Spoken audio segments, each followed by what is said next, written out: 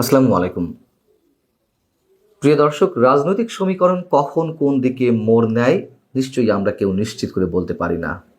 এবং এই মুহূর্তে যে বড় রাজনৈতিক দলটি বিএনপি, তাকেও কি শেষমেশ অস্তিত্ব রক্ষার লড়াইয়ে নামতে হচ্ছে?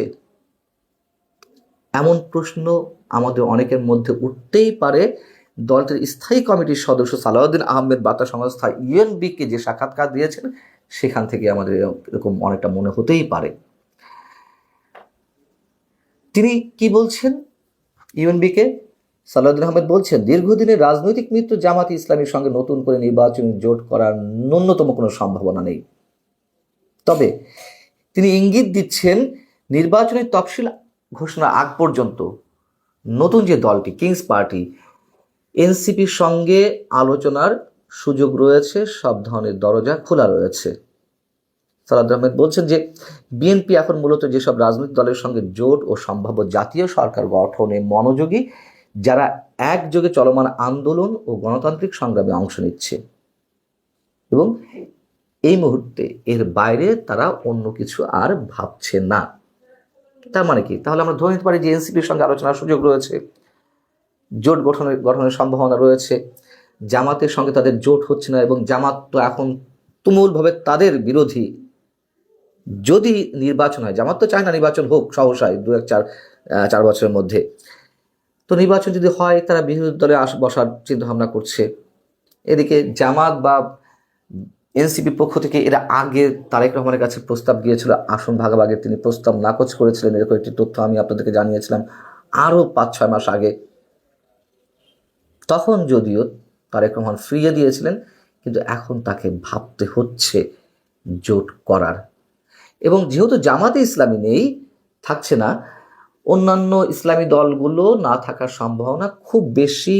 হেফাজতে ইসলামের বা মানে তাদের যে রাজনৈতিক দল, এক অর্থে বলা যেতে পারে খেলাফত মজলিস, এরকম কয়েকটি ছাড়া অন্য রাজনৈতিক দলগুলো, ইসলামপন্থী রাজনৈতিক দলগুলো বিএনপির সঙ্গে আসবে না, তার মোটামুটি ভালো একটা সিমটম আমরা পেয়েছি। যেমন ইসলামী আন্দোলন বা চরমোনাই পীরের যে দল,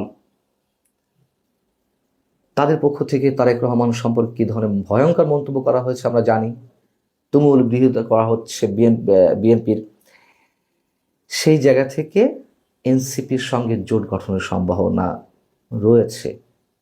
প্রশ্ন হচ্ছে যে যে প্রধানতম রাজনৈতিক দলটি এই মুহূর্তে অনেক বড় একটি রাজনৈতিক দল, তার অবস্থা কি ক্রমান্বয়ে এতটাই সঙ্গীন, এতটাই করুণ হচ্ছে যে তাকে এনসিপির মতো দলের সঙ্গে জোট গঠনের চিন্তাভাবনা এই মুহূর্তে করতে হচ্ছে? এবং এনসিপির সঙ্গে জোট বেঁধে তার লাভটা কি? কেন এনসিপিকে নিয়ে শেষমেশ ভাবতে হচ্ছে? সেই বিষয়ে দুটি কারণ থাকতে পারে, আমি আসছি সেই বিষয়ে। তার আগে আরও একটু মনে করিয়ে দিই যে এই মুহূর্তে বিএনপির তো যদি নির্বাচন হয়, এককভাবে ক্ষমতায় যাওয়ার সম্ভাবনা এখনো পর্যন্ত যথেষ্ট পরিমাণ রয়েছে। 5 আগস্টের পরে যদি কোনো নির্বাচন হতো 3 মাসের মধ্যে, অবশ্যই বিএনপি 200 থেকে 230, 40, 50টা আসন পেত। অস্বাভাবিক ছিল না। এখন নির্বাচন হলে কি সেটি হবে? নিশ্চয় না। বাস্তবতা হচ্ছে দিনে দিনে বিএনপির জনপ্রিয়তা কমছে, এবং সেই জনপ্রিয়তাগুলো আওয়ামী লীগের দিকে হাওয়া নিয়ে যাচ্ছে। কেন কমছে আমরা সবাই জানি। তৃণমূল পর্যায়ে বিএনপি নেতাকর্মীদের চাঁদাবাজি, দখলবাজি, সন্ত্রাসী কর্মকাণ্ড। নিশ্চয়ই বিএনপিকে নিয়ে মানুষ যা ভেবেছিল ক্ষমতায় আসা আগেই, সেই মোহভঙ্গ এর মধ্যে হতে শুরু করেছে। তারপরও এই মুহূর্তেও নির্বাচন হলে বিএনপি এককভাবে ক্ষমতায় যাওয়ার যোগ্যতা রাখে বা ক্ষমতা রাখে। তাহলে প্রশ্ন, কেন এনসিপিকে নিয়ে ভাবতে হচ্ছে? এ কারণেই ভাবতে হচ্ছে আমার মতে, নির্বাচন না হওয়া নিয়ে মানুষের মধ্যে একটা ধারণা প্রতিষ্ঠিত হয়েছে। নির্বাচন অনুষ্ঠান নিয়ে যথেষ্ট পরিমাণ সন্দেহ, সংশয় তীব্র থেকে আরও তীব্রতর হচ্ছে। এর কারণ মূলত জামাত এবং এনসিপি। তারা তো নির্বাচন হতে দিতে চাইছে না। যতই বলুক নতুন রাজনৈতিক বন্দোবস্ত তারা করতে চায়, এই সংস্কার সেই সংস্কার, সব ভাওতাবাজি, সবই হচ্ছে ক্ষমতা কেন্দ্রিক রাজনীতির অংশ। এবং তারা নির্বাচন না করেই ক্ষমতার স্বাদ লাভ করছে। এখন যদি এনসিপিকে জোট সঙ্গী করে তাদের বিশেষ কয়েকটি আসন, সেটি হতে পারে 30, 40, 50টি, এরকম কয়েকটি আসন ছেড়ে দিয়ে যদি নির্বাচনটা নিশ্চিত করা যায়, বিএনপি মনে করছে সেটাই ভালো, সেটাই উত্তম। আরেকটি হিসেব হতে পারে, বিএনপি হয়তো ধরে নিয়েছে রাজনৈতিক সমীকরণ কোন দিকে যেতে পারে তার কোনো নিশ্চয়তা যেহেতু নেই, শেষমেশ হয়তো আওয়ামী লীগকে নিয়েই নির্বাচন অনুষ্ঠান করা লাগতে পারে। তো আওয়ামী লীগ যদি আসে, বিএনপি জনপ্রিয়তা যেভাবে কমছে, সেই জায়গা থেকে কিছু ভোট নিজেদের ব্যাংকে নিয়ে এসে আসন ওয়ারি চিন্তাভাবনা থাকতে পারে জিতে যাওয়ার। যেমন জামাতে ইসলামীর সঙ্গে যখন জোট করেছিল 2001 সালে, জামাতের ভোট কত ছিল? মাত্র 4%, 5%। তারপরও ভিন্ন একটা কৌশলের মাধ্যমে আসন ওয়ারি তারা তো 216টা বা এর ধরনের একটা আসন পেল, এরকম একটা সংখ্যায়। এবং ওই সময় দেখা গিয়েছিল যে 4 দলীয় জোট মিলে যে ভোট তারা পাচ্ছে, আমার যদি খুব ভুল না হয়ে থাকে তাহলে বলতে পারি তার চেয়ে বেশি পেয়েছিল আওয়ামী লীগ, কিন্তু আসনের দিক থেকে ধরা খেয়ে গিয়েছিল। সেই হিসেবটা বিএনপি থাকতে পারে। কিন্তু প্রথমেই বলছে যে বিএনপির অবস্থা ক্রমান্বয়ে এতই করুণ হচ্ছে। কেন করুণ হচ্ছে? কেন বিএনপি নির্বাচনটা আদায় করতে পারলো না তারা এককভাবে ক্ষমতায় যাওয়ার জন্য? তাদের কৌশলে অনেক ভুল রয়েছে, বারবার ফাঁদে পা দিচ্ছে, এবং এই কথাগুলো আমরা ক্রমশ সবসময় বলে আসছি। এবং তারা যে বিপদগ্রস্ত সেটা দিনে দিনে অনেকখানি নিশ্চিত হচ্ছে। সালাউদ্দিন আহমেদ সংস্কার বিষয়ে একটি চমৎকার মন্তব্য করেছেন, যদি এই ধরনের মন্তব্য তারা বেশ কিছুদিন ধরে করে আসছে। তিনি বলেছেন, জাতীয় ঐকমত্য কমিশনের যে আলোচনা, এটা একেবারে অপ্রয়োজনীয়ভাবে দীর্ঘ করা হচ্ছে। যুক্তিসঙ্গত সময়ের মধ্যে এটি শেষ করা উচিত।